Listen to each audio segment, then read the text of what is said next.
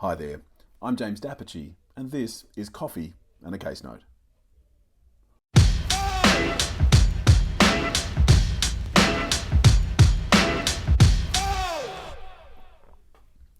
Team, today we're going to talk about a plaintiff, someone who kicks off legal proceedings, kicking off legal proceedings against a defendant, someone who has to defend legal proceedings.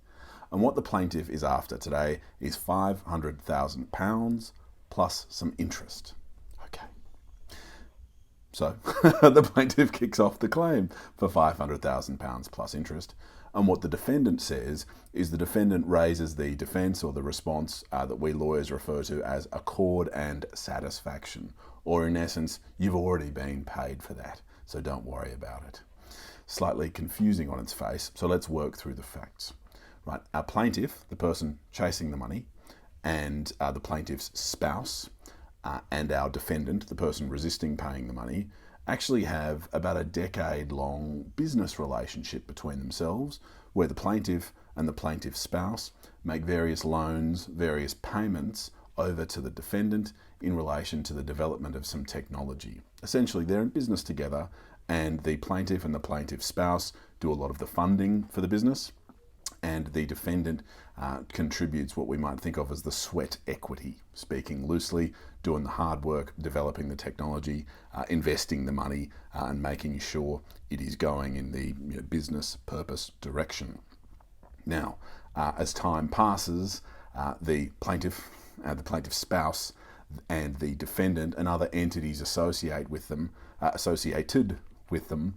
enter into what's called a termination agreement. And the name of the agreement describes what it does. It is designed to bring to an end the business relationship between all of the parties. Now, it has a lot of operative clauses, a lot of little fiddly legalistic bits, but today what we're going to speak about is we're going to speak about a clause that we might think of as a release. Now, what the plaintiff is to receive in accordance with the Termination Agreement is certain assets. So the plaintiff will receive some shares and perhaps some money and some other assets. And the clause we're looking at today is what she gives in exchange for receiving those assets, the consideration that she provides. And there is a clause in the agreement that says two very important operative and distinct things for us today. It says, firstly, that these are given in full and final satisfaction of any claims relating to the joint venture. All right, so the plaintiff is saying, yep, I'll take these assets and all the joint venture stuff, I'm giving up my claim in relation to those.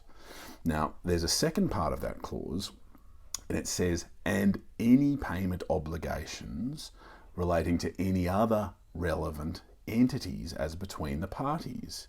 So, just to be clear, the plaintiff receives some assets, she releases, or the plaintiff, they release these other parties in relation to the joint venture, and all payment obligations are also released. One release, two release. So we're going to have to dive into this £500,000 loan a little bit deeper. Now, the £500,000 loan that is the subject of today's dispute is alongside about another $15 million Australian that came from the plaintiff and the plaintiff's spouse heading over to the defendant's direction over the life of the relationship. And in short, what the plaintiff says is, hey, the termination agreement was all about the joint venture. The termination agreement is joint venture only. This £500,000 was a personal loan.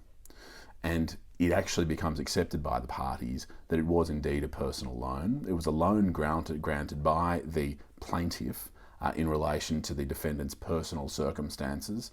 The defendant was facing some tough times and didn't want to have to go and sell their house, and the plaintiff at the time was happy to make a loan to assist the defendant in straitened financial times. And so all parties say, yep, it's personal, that's fine.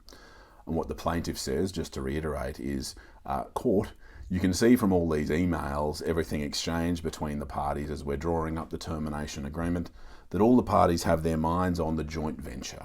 The agreement's all about the joint venture, and so all the releases I give in the termination agreement, they all relate to joint venture stuff, right? They don't relate to a personal loan I've given to the defendant, just joint venture stuff. Now, what the court says in relation to that is that look, records of negotiations are useful, but they are records of negotiation only. And in order to determine the operation of the agreement, we will turn to the agreement itself. Now, as you might recall, our important part of the agreement had these two separate clauses. And do you remember the first one related to full and final satisfaction of obligations relating to the joint venture stuff. And troublingly for the plaintiff, the second limb of that clause related to all other payment obligations between the parties to the joint venture and other related entities. And what the court found is that notwithstanding the loan for the £500,000 was indeed personal in nature, it was indeed caught up in the release that the plaintiff had provided, in the second limb of that release, which meant that the defendant didn't have to make any additional payment because the plaintiff had already got what they had bargained for. I hope that discussion assisted you, and I look forward to speaking again soon over another coffee and in relation to another case note. Cheers.